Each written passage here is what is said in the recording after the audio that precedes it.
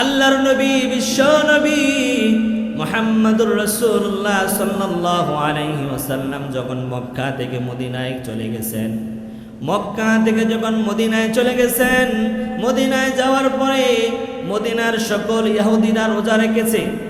মদিনাবাসী তখন এখনো ঈমান আনে নাই, মদিনাবাসী এখনো ইসলাম গ্রহণ করে নাই, মদিনাবাসী ইসলাম কি তারা এখনো জানেই না। আল্লাহর নবী বিশ্ব নবী মুহাম্মদুর রাসূলুল্লাহ যখন মদিনায় চলে গেলেন, তিনি দেখতে পেলেন ইহুদিরা আশুরার রোজা রেখেছে। রাসূলুল্লাহ সাল্লাল্লাহু আলাইহি ওয়াসাল্লাম জিজ্ঞাসা করলেন, ও ইহুদিরা, তোমরা কিসের রোজা রেখেছো? তারা বলল, বনি ইসরাইলের নবী হযরতে মুসা আলাইহিস সালাতু ওয়াস সালামকে আল্লাহ পাক রব্বুল আলামিন এই আশুরার মুহররমের এই দিনে মুক্তি দিয়েছিল এবং বনি ইসরাইলকে আল্লাহ পাক মুক্তি দিয়েছিল লোহিত সাগরের মধ্য দিয়ে। আল্লাহ সুবহানাহু ওয়া তাআলা তাদের জন্য রাস্তা বানিয়ে দিয়েছিল। বনি ইসরাইল সহ মুসা আলাইহিস সালাতু ওয়াস সালামকে আল্লাহ পাক রব্বুল আলামিন এই মুহররম মাসের 10 তারিখে মুক্তি দিয়েছিল। এই জন্য হযরতে মুসা আলাইহিস সালাম তার পরের বছর থেকেই তিনি যতদিন বেঁচে ছিলেন মুহররমের 10 তারিখে শুকরিয়াতান হিসাবে তিনি রোজা রেখেছেন। তারা বলল, রোজা রেখেছেন এই জন্য আমরা মুসা আলাইহিস সালামের অনুসারী, তার অনুসরণার্থে আমরা রোজা রেখেছি। তখন হযরতে মুহাম্মদুর রাসূলুল্লাহ সাল্লাল্লাহু আলাইহি ওয়াসাল্লাম বললেন, নাহনু আহাক্কু বিমুসা মিনকুম ফাসামাহু ওয়া আমারা বিসিয়ামিহি।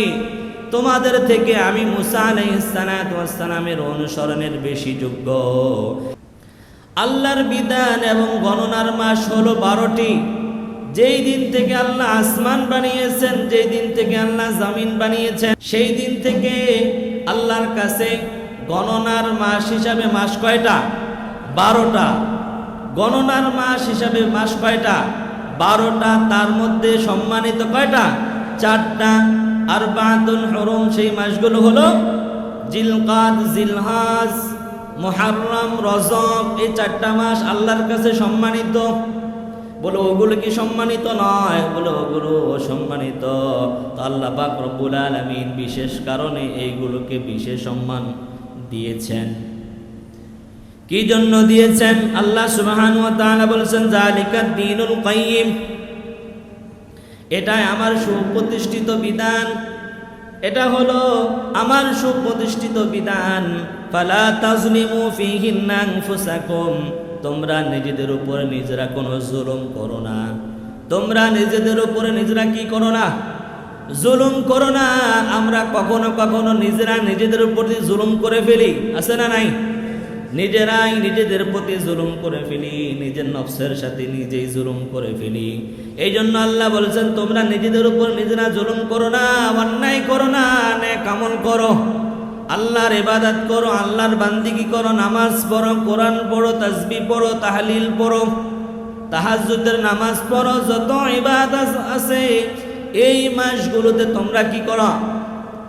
ইবাদত করো। খবরদার খবরদার নিজের প্রতি জুলুম করো না, নিজের প্রতি অন্যায় করো না, ইবাদত করো। এই 4টা মাসের মধ্যে যুদ্ধ, বিঘ্নতা, কাটাকাটি, মারামারি, হানাহানি, হইচই, রই রই, চিৎকার চেঁচামেচি আল্লাহ পাক নিষেধ করেছেন যে এই মাসের মধ্যে রক্তপাত করা যাবে না, যুদ্ধ করা যাবে না, এগুলো হারাম করে দিয়েছেন। এরপরেও কাফেররা যদি তোমাদেরকে মারতে আসে, আল্লাহ বলছেন, অকাতিলুল মুশরিকিনা কাফাতান কামা ইউকাতিলুনাকুম কাফা ওয়া'লামু আন্নাল্লাহা মা'আল মুত্তাকিন। এই মাসগুলোর মধ্যে আমি তোমাদের উপরে যুদ্ধ হারাম করে দিয়েছি, কিন্তু যদি কোনো কাফের মুশরিক তোমাদেরকে মারতে আসে, হারাম মনে করে বসে থেকো না। আমাদের সমাজে একটা কথা আছে, আমি ঝগড়া করব না, কিন্তু আমার পায়ে পাড়া দিয়ে যদি কেউ ঝগড়া করে তাকে আমি ছেড়েও দিব না। আল্লাহ বলেছেন এই মাসগুলোর মধ্যে যুদ্ধ হারাম, যুদ্ধ করতে পারবে না, রক্তারক্তি করতে পারবে না, মানুষের সাথে গেঞ্জাম করতে পারবে না, ফাসাদ করতে পারবে না, এগুলো হারাম। আবার মুসলমানদের পক্ষে আল্লাহ বলেছেন, শোনো, যদি এই মাসের মধ্যেও তোমাদেরকে কাফেররা মারতে আসে, হত্যা করতে আসে, রক্তপাত করতে আসে, তাহলে তোমরাও ছেড়ে দিও না। ওয়াকাতিলুল মুশরিকিনা কাফাতান কামা ইউকাতিলুনাকুম কাফা, তোমাদেরকে যেইভাবে মারবে তোমরাও সেইভাবে মারবা। তোমাদেরকে যদি রক্তপাত করতে আসে তোমরাও রক্তপাত করবা। খবরদার, খবরদার, হারাম মাস মনে করে আবার এদেরকে ছেড়ে দিও না। ওয়া'লামু আন্নাল্লাহা মা'আল মুত্তাকিন, আল্লাহ বলেছেন আমি মুত্তাকি ব্যক্তির সঙ্গে আছি। আল্লাহু আকবার। আল্লাহ বলেছেন এদেরকে ছেড়ে দিও না, যদি তোমাদেরকে মারতে আসে তোমরাও মারবা, আমি তোমাদের সাথে আছি। ওয়া'লামু আন্নাল্লাহা মা'আল মুত্তাকিন। সূরাতুত তাওবার 36 নম্বর আয়াত খুলে দেখবেন, মিলায়া দেখবেন, আল্লাহ সুবহানাহু ওয়া তাআলা এই কথাগুলো বলছেন। তাহলে এই মাসের মধ্যে বেশি বেশি আমল করা চাই, বেশি বেশি আমল করা চাই। এই মাসের 1 নম্বর আমল হলো, এই মাসের 1 নম্বর আমল হলো পুরো মাসে যেই কোনো দিন রোজা রাখলে যেই সওয়াব, পুরো বছরের যেই কোনো দিন রোজা রাখলে যেই সওয়াব, এই মাসে যেই কোনো দিন রোজা রাখলে তার থেকে বেশি সওয়াব। সুবহানাল্লাহ। রাসূলুল্লাহ সাল্লাল্লাহু আলাইহি ওয়াসাল্লাম বলেছেন, আফজালুস সিয়ামি বা'দা রমাযান শাহরুল্লাহিল মুহাররম, রমাদান মাসের পরে শ্রেষ্ঠ রোজা হলো আল্লাহর মাস মুহররমের রোজা। আফজালুস সিয়ামি বা'দা রমাযান শাহরুল্লাহিল মুহররম, রমাদান মাসের পরে শ্রেষ্ঠ রোজা হলো, রমাদান মাসের পরে শ্রেষ্ঠ রোজা হলো আল্লাহর মাস মুহররমের রোজা। তাহলে আল্লাহর মাস কোনটি? শাহরুল্লাহিল মুহররম, আল্লাহর মাস হলো মুহররম মাস। এই মাসে রোজা রাখলে যে সওয়াব, অন্য অন্য মাসে অন্য অন্য দিন রোজা রাখলে যে সওয়াব তার থেকে বেশি সওয়াব। সুবহানাল্লাহ। আল্লাহর নবী বিশ্ব নবী মুহাম্মদুর রাসূলুল্লাহ সাল্লাল্লাহু আলাইহি ওয়াসাল্লাম দ্বিতীয় নাম্বার হাদিসের কথা বলছেন। মুহররমের রোজা হলো একটি। কয়টি? একটি। কিন্তু সঙ্গত কারণে কয়টা হয়ে গেছে? কয়টা হয়ে গেছে? দুইটা। আল্লাহর নবী বিশ্ব নবী মুহাম্মদুর রাসূলুল্লাহ বলেছেন, সিয়ামু ইয়াউমি আশুরা ইন্নী আহতাসিবু আলাল্লাহি আন ইউকাফিরা সানাতাল্লাতী ক্বাবলাহু ওয়া সানাতাল্লাতী বা'দাহু। আল্লাহর রাসূল বলেছেন, যেই কোনো ব্যক্তি মুহররম মাসে মুহররমের 10 তারিখে রোজা রাখবে, আমি আশা করি তার পূর্বের এবং পরের 2 বছরের গুনাহের কাফারা হয়ে যাবে। সুবহানাল্লাহ। সিয়ামু আশুরা ইন্নী আহতাসিবু আলাল্লাহি আন ইউকাফিরা সানাতাল্লাতী ক্বাবলাহু ওয়া সানাতাল্লাতী বা'দাহু। কোন ব্যক্তি যদি এই মুহররম মাসে রোজা রাখে তাহলে কয় বছরের গুনাহ মাফ হয়ে যাবে? পরবর্তী এবং পূর্ববর্তী 2 বছরের গুনাহ মাফ হয়ে যাবে। এই জন্য 2টা রোজা রাখা চাই।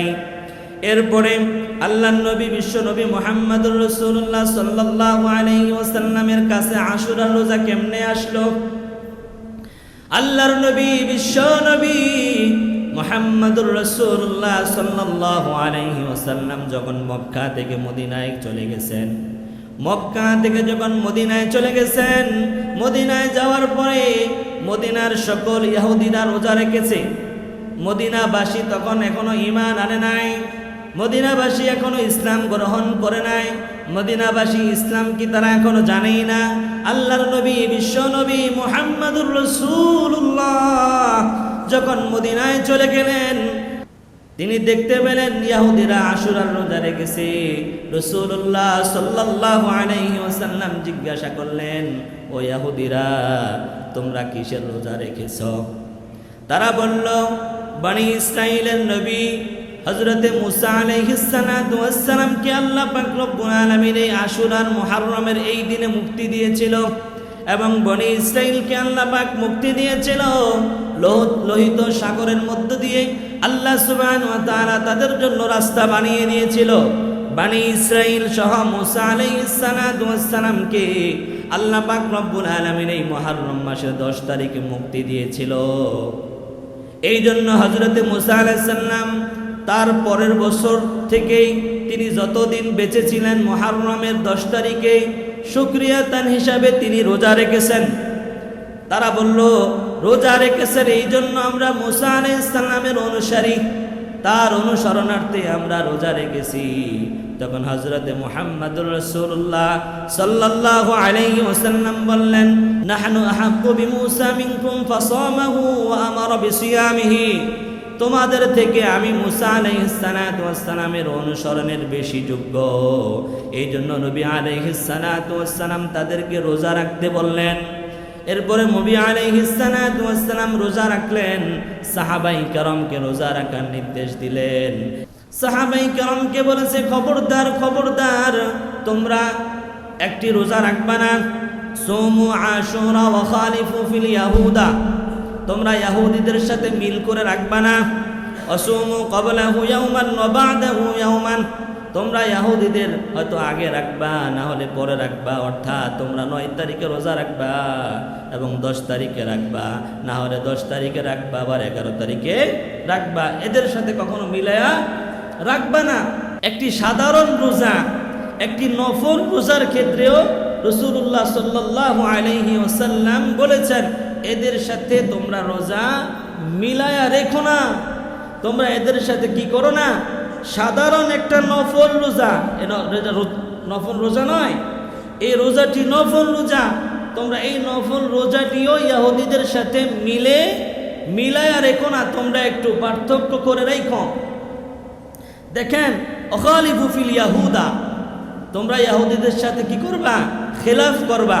ওরা যদি 9 তারিখে রাখে, হ্যাঁ 10 তারিখে রাখে, তাহলে তোমরা 9 তারিখে রাখবা, অথবা 10 তারিখে রাখবা, অথবা 10 তারিখে রাখবা, অথবা 11 তারিখে রাখবা। খবরদার এদের সাথে যাতে তোমাদের সাথে না মিলে, এদের সাথে যাতে তোমাদের কি করে না মিলে, তোমরা এইভাবে রোজা রাখবা।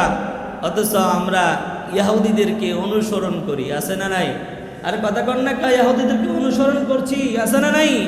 মান তাশাব্বাহা বিকওমিন ফাহুয়া মিনহুম, ইহুদিদেরকে অনুসরণ করলে ইহুদিদের সাথেই আপনার হাসর হবে, নাসর হবে। প্রিয় ভাইরা, একটা সাধারণ রোজা রাখতেও রাসূলুল্লাহ সাল্লাল্লাহু আলাইহি সাল্লাম তাদের সাথে বিরোধিতা করতে বলেছেন। আর মুসলমান হয়ে মুসলমানদের সাইনবোর্ড মুসলমান লাগিয়ে মুসলমান ইহুদিদেরকে অনুকরণ করছে। প্রিয় ভাইরা, সেই দিন দেখলাম ফজরের আগে খেলা চলতেছে, ফজরের আগে খেলা চলতেছে, বিশাল মনিটর লাগাইছে, বিশাল কি বলে রেখে প্রজেক্টর লাগাইছে, লাগায় খেলা দেখতেছে। তো ওদের জন্য দুঃখ লাগলো। গেট খোলার পরে খুব মেজাজ হারিয়ে ফেললাম যে এরা মুসলমান, আরে এরা মুসলমান, মসজিদে আজান হয়েছে, কেবল কিছুক্ষণ পরে ইকামত হবে, নামাজ হবে। এরপরে আমি ওখানে দাঁড়ালাম, দাঁড়ানোর পরে বললাম, ভাই আপনারা খেলা দেখেন তো ভালো কথা, কারণ এরা বেশ সংখ্যায় বেশি, বেশি কিছু করলে তো আবার ঝামেলাও হবে, ঠিক না? আর রাসূল তো বলছে বেশি কিছু করো না, ঝামেলা করো না। ওয়াকাযালিকা জাআলনাকুম উম্মাহ। তো আমি ওখানে দাঁড়ালাম, তো হেরা সম্মানার্থে সাউন্ডটা কমাইছে। সাউন্ডটা কমানোর পরে বললাম, ভাই আপনারা মুসলমান, আজান হয়েছে, নামাজে আসেন, নামাজটা পড়েন, এরপরে দেখেন।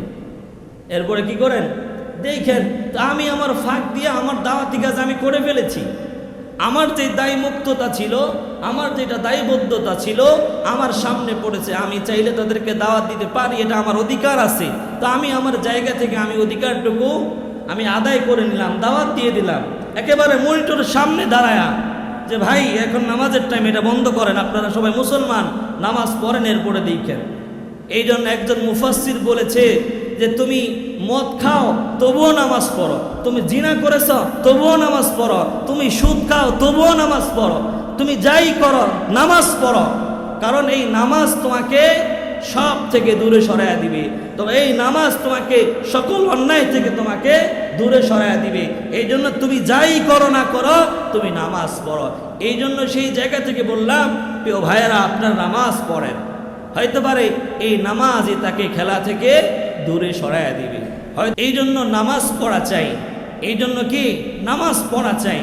সোশ্যাল মিডিয়া আমরাও চালাই, আমাদের সামনে অনেক কিছু আসে, আমরাও দেখি বুঝি। তো তো মুসলমানদের সন্তানেরা এত উন্মাদ হয়ে গিয়েছে, এত উন্মাদনা প্রকাশ করছে যে আমি মনে করি যাদেরকে বাংলাদেশের মানুষ বা এশিয়ার মানুষ এত অনুসরণ করে, এত অনুকরণ করে, এই যে মেসি, নেইমার, রোনালদো আছে না নাই, এরা আমি মনে করি একটা দাজ্জাল। এটা কি একটা দাজ্জাল? কারণ এদেরকে যুবকরা এত অনুকরণ করে, এত অনুকরণ করে, এরা তো আর ওই দাজ্জালের কিছু প্রমোট এরা করে।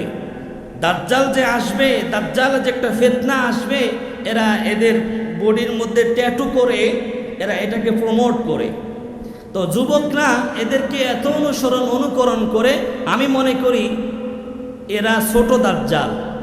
কারণ এদের খেলায় যুবকটা এত মাতহারা, মানে নিজের জীবন পর্যন্ত দিয়ে দিচ্ছে, নিজের জীবন পর্যন্ত এই যুবকরা তাদের জন্য দিয়ে দিচ্ছে। আর যখন বড় দাজ্জাল আসবে তখন ইমানটা দিয়ে দিবে। নাউজুবিল্লাহ পড়েন। তো আমি এই জন্যই বলি যে এই খেলোয়াড়রা এরা হলো ছোট দাজ্জাল। কারণ এদেরকে দেখা সোশ্যাল মিডিয়ায় বলতেছে, এক নারী বলতেছে যে ওই যদি 10 বিয়া করে, 10 বিয়ার পরে যদি আমাকে 11তম বিয়া করে, তাহলে আমি 11তম বিয়া বইতে রাজি। নাউজুবিল্লাহ খান। তাহলে দেখেন 11তম বিয়া বইতে সে রাজি, এক নারী বলছে। তাহলে দেখেন, তাহলে তার জীবন তার জন্য উৎসর্গ করতে চায়, তার জীবন তার জন্য উৎসর্গ করতে চায়। আর যখন বড় দাজ্জাল আসবে, ইমান দিয়ে জাহান্নামী হয়ে যাবে। নাউজুবিল্লাহ খান। আল্লাহ নবী বিশ্বনবী মুহাম্মদুর রাসূলুল্লাহ এই আশুরার দিবসে মুহররমের 10 তারিখে পরিবার পরিজনের জন্য খরচ করতে বলছেন। কি করতে বলছেন? খরচ করতে বলছেন। আর এই খরচ করলে কি দান করা হবে? সারা বছরের সচ্ছলতা দান করবে। এই কথা বলেছেন কে? মুহাম্মদ সাল্লাল্লাহু আলাইহি ওয়াসাল্লাম। এই জন্য বেশি বেশি খরচ করা চাই। রাজি আছি? আল্লাহ পাক আমাদেরকে খরচ করার তৌফিক দান করে। সকলেই পড়ি আমিন। এরপরে এই যে আশুরা আমাদের কাছে, আজকে আশুরার দিন, আজকে এই কারবালা আর আশুরাকে মিলায় ফেলছে, গোলায় ফেলছে। আশুরা মানে কারবালা নয়, আশুরা মানে কারবালা নয়। কারবালা ঘটেছে আরবি 61 হিজরিতে। কত হিজরিতে? 61 হিজরিতে। আল্লাহ নবী বিশ্বনবী মুহাম্মদুর রাসূলুল্লাহ সাল্লাল্লাহু আলাইহি ওয়াসাল্লামের অর্ধ শতাব্দী, রাসূলুল্লাহ সাল্লাল্লাহু আলাইহি ওয়াসাল্লাম যখন দুনিয়া থেকে বিদায় নিয়েছেন, তার অর্ধ শতাব্দীর পরে হয়েছে এই কারবালা। তো কারবালা এখন আশুরার নামে, মানে আশুরা হয়ে গেছে। এখন কারবালা মনে করে কি যে আশুরাই মানে কারবালা, কারবালাই মানে আশুরা, এটা মনে করে। আশুরা এক জিনিস আর কারবালা ভিন্ন জিনিস। যেমন হযরতে মুসা আলাইহিস সালামকে এই আশুরার দিবসে আল্লাহ সুবহানাহু ওয়া তাআলা কি করেছেন? মুক্তি দিয়েছিলেন। অনেক জাতিকে আল্লাহ সুবহানাহু ওয়া তাআলা এই আশুরার দিবসে মুক্তি দিয়েছেন। অনেক জাতিকে আল্লাহ সুবহানাহু ওয়া তাআলা এই আশুরার দিবসেই নিমজ্জিত করেছেন, ধ্বংস করে দিয়েছেন। তো এটা একটি ঐতিহাসিক তারিখ, এটা একটা ঐতিহাসিক তারিখ। এটার সাথে কারবালার কোনো সম্পর্ক নাই, এটার সাথে কারবালার সাথে কোনো সম্পর্ক নাই। রাসূলুল্লাহ সাল্লাল্লাহু আলাইহি ওয়াসাল্লাম আশুরার ব্যাপারে অসংখ্য অগণিত কথা বলে গিয়েছেন, কিন্তু কারবালা সম্পর্কে কোনো কথা বলেন নাই, কারবালার সম্পর্কে কোনো কথা বলেন নাই। তো এই জন্য আমরা আশুরাকে কারবালা মনে করব না। আর এই মুহররমের 10 তারিখে শিয়া সম্প্রদায়ের একটি মানে অপসংস্কৃতি আছে। তারা এই আশুরার দিবসে কারবালা মনে করে, তারা বিভিন্ন সেমিনার, বিভিন্ন ওয়াজ মাহফিল, বিভিন্ন জিনিস তারা আয়োজন করে। আয়োজন করার মধ্য দিয়ে একজন সাহাবী, জলিলুল কদর সাহাবী হযরতে মুআবিয়া রাদিয়াল্লাহু আনহুকে তারা গালিগালাজ করে। বলেন না নাউজুবিল্লাহ। জলিলুল কদর সাহাবী হযরতে মুআবিয়া রাদিয়াল্লাহু আনহু, যিনি ছিলেন কাতেবে ওহী, যিনি ছিলেন কি? কাতেবে ওহী, যিনি ওহীগুলো লিখেছেন। রাসূলুল্লাহ সাল্লাল্লাহু আলাইহি সাল্লামের পক্ষ থেকে কাতেবে ওহী, যিনি ওহীগুলো লিখেছেন, হযরতে মুআবিয়া রাদিয়াল্লাহু আনহুকে শিয়া সম্প্রদায়ের অপসংস্কৃতি বিভিন্ন আয়োজনের মধ্য দিয়ে গালিগালাজ করে। যারা সাহাবাই কেরাম রাদিয়াল্লাহু আনহুম, এদেরকে গালিগালাজ করে এরা কোনোদিন মুসলমান হতে পারে না, এরা কোনোদিন মুসলমান হতে পারে না। যদি কোনো মানুষ সৎ জ্ঞানে স্ব ইচ্ছায় যদি সাহাবায়ে রাদিয়াল্লাহু আনহুমদেরকে গালিগালাজ করে, তাহলে তারা আর যাই হোক মুসলমান হতে পারে না। এই জন্য সাহাবায়ে কেরাম রাদিয়াল্লাহু আনহুমদের উপরে ভালো ধারণা রাখা, খারাপ ধারণা না রাখা। কারণ সাহাবায়ে কেরামদের প্রতি আল্লাহ সুবহানাহু ওয়া তাআলা রাজি হয়ে গিয়েছেন। রাদিয়াল্লাহু আনহুম ওয়া রাদু আন। সাহাবায়ে কেরাম আল্লাহর প্রতি সন্তুষ্টি, আল্লাহ সাহাবায়ে কেরামের প্রতি সন্তুষ্টি। এই জন্য সাহাবায়ে কেরাম রাদিয়াল্লাহু আনহুমদেরকে কখনো গালিগালাজ করা যাবে না, কখনো তাদের ব্যাপারে কোনো বিশুদ্ধার কোনো কথা কোনো ধারণা করা যাবে না যে সাহাবায়ে কেরাম এমন করেছেন, সাহাবায়ে কেরাম এমন করেছেন। তাদের অন্যায় দোষ আয়েব বর্ণনা করা যাবে না। কারণ আল্লাহ সুবহানাহু ওয়া তাআলা সাহাবায়ে কেরামের প্রতি কি হয়ে গিয়েছেন? সন্তুষ্টি হয়ে গিয়েছেন, সন্তুষ্টি। এই জন্য আল্লাহ পাক রব্বুল আলামিন যে জাতির উপর সন্তুষ্টি, আমরা তাদের উপরে অসন্তুষ্টি হয়ে নিজেদের আমল নষ্ট করব না। রাজি আছি? এই জন্য আমরা সব সময় সাহাবায়ে কেরামদের প্রতি ভালো ধারণা রাখব। সাহাবায়ে কেরামদের প্রতি কি রাখব? ভালো ধারণা রাখব। সাহাবায়ে কেরামদের ভালোবাসা মুহাব্বত নিজেদের অন্তরে লালন করব। হয়তোবা এই মুহাব্বত এই ভালোবাসা আমাকে আপনাকে নাজাত দিতে পারে, পারে কি পারে না? এই জন্য আমরা সাহাবায়ে কেরামদের প্রতি ভালোবাসা ভালো ধারণা রাখবো। রাজি আছি? আল্লাহ পাক আমাদেরকে আমল করার তৌফিক দান করুক।